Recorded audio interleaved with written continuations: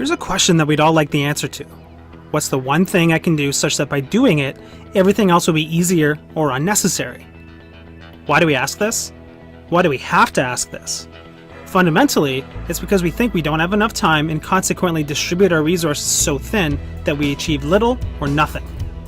In their book, The One Thing, Gary Keller and Jay Papasan reveal that successful people go small. They don't try to do everything. They just focus on the one activity that brings the most reward. They ignore all they could do and focus on what they should do.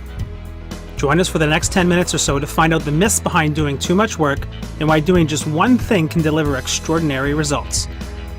Lesson number 1, the myth of to-do lists. Let's look at success. The route to that goal is challenging, and it's not the same for everyone. If it were, then bookshops would only need to stock one book in their personal development section. The same goes for taking action.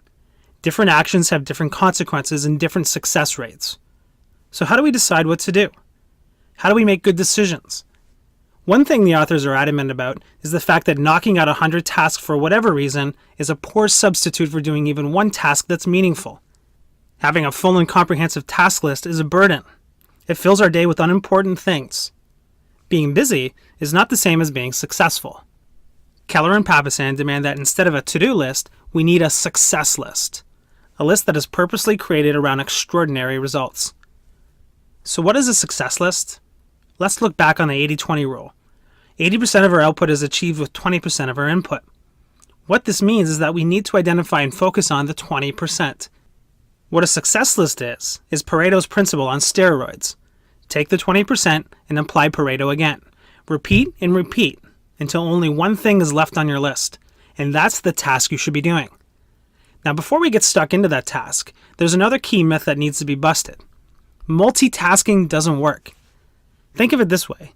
We have 2 identical Progress cars, but only enough dollars for one tank of Progress gas.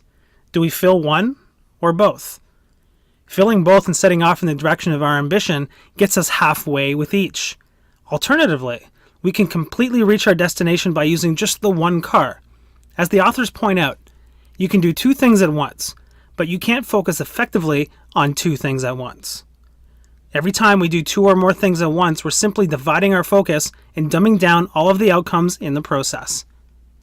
Lesson number 2, the myth of discipline and willpower. The next 2 myths to shatter are characteristics that we often admire in successful people: discipline and willpower. Discipline is not a noun, it's a verb. It's something we do, not something we have. In simple terms, discipline is a beneficial habit. When we see people who look like disciplined people, what we're really seeing is people who've trained a handful of positive habits into their lives. That makes them seem more disciplined when actually they're not. No one is. The fact is, we can become successful with less discipline than we think. Success is about doing the right thing, not about doing everything right. Remember our Progress gas? Well, our Progress car is dual fueled. It also runs on willpower. Every morning we start out with a full tank, and as the day goes on, every time we draw on it, we're using it up. As the tank depletes, so does our resolve, and when it's empty, we're done. When our willpower runs out, we revert to our default fuel: blood, sweat, and tears. The point? Willpower is not infinite. Use it with care. If we want to get the most out of our day, we need to do our most important work, your one thing, early, before our willpower is drawn down. Lesson number 3, the myth of work-life balance. Here's a work-life balance history lesson, courtesy of the authors. 200 years ago, the village blacksmith didn't have to stay at the forge until 5 p.m. He could go home when the horse's feet were shod. Only after the Industrial Revolution introduced the concept of large numbers working for someone else did the concept of work-life balance arise. Now in the 21st century, we strive for that elusive ratio. But it's a myth. Work-life balance doesn't support success. The whole concept of balance is to create equality between 2 extremes. Balance brings average, and average means, well, average. Magic never happens in the middle. Magic happens at the extremes. If we want to succeed, a balanced life cannot be achieved. We need to focus on the one thing and lean in its direction, maybe for up to 10,000 hours if we're to believe Malcolm Gladwell.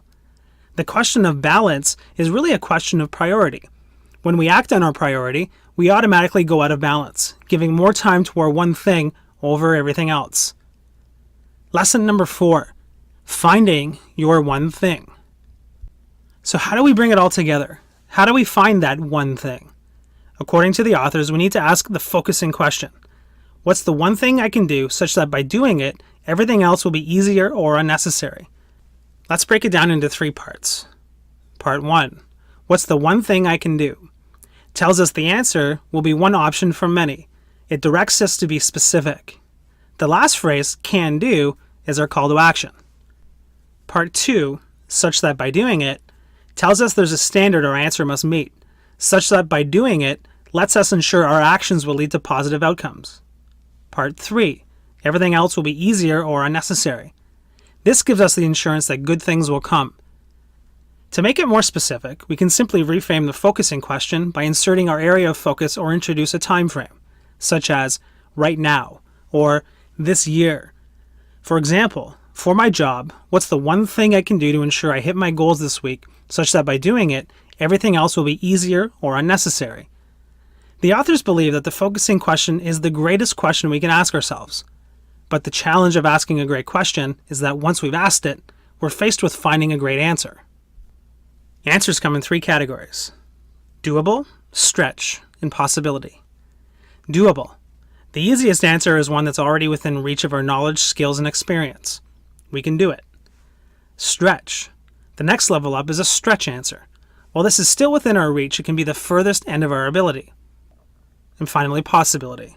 If we want the most from our answer, we must realize that it lives outside of our comfort zone. A possibility answer exists beyond what is already known and being done. A new answer.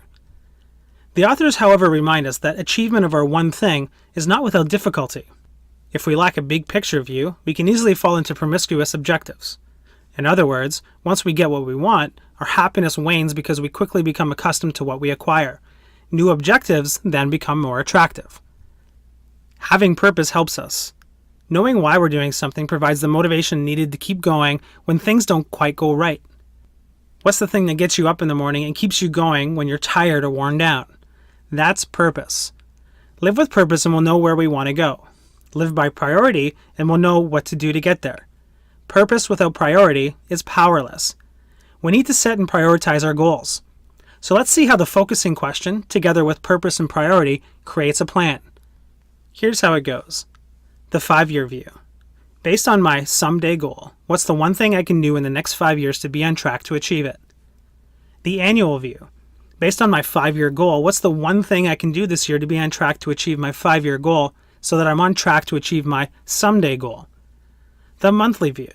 Based on my goal this year, what's the one thing I can do this month so I'm on track to achieve my goal this year, so I'm on track to achieve my 5-year goal, so I'm on track to achieve my someday goal?